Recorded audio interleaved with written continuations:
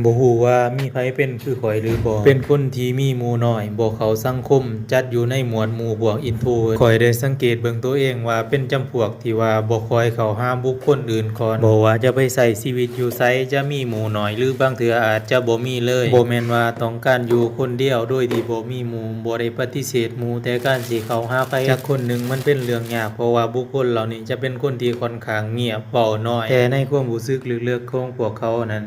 อยากมีหมู่หลายๆคือกับคนอื่นซึ่งบางครั้งก็สงสัยว่าคนอื่นนั่นคือมีหมู่หลายแท้ไปทางใดก็มีแต่คนหักคนแพงมีแต่เสี่ยวไปทางใดก็มีแต่พ้อคนสนิทตัดภาพมาที่เจ้าของบ่ว่าจะไปใช้ชีวิตอยู่ทางใดหมู่สนิทหรือว่าคนที่รู้จักจะบ่เกิน 2-3 คนเท่านั้นแม้แต่การมาใช้ชีวิตอยู่กรุงเทพคือปัจจุบันนี้ก็ยังใช้ชีวิตคนเดียวมาอยู่ในเมืองใหญ่บ่อนที่มีคนหลาย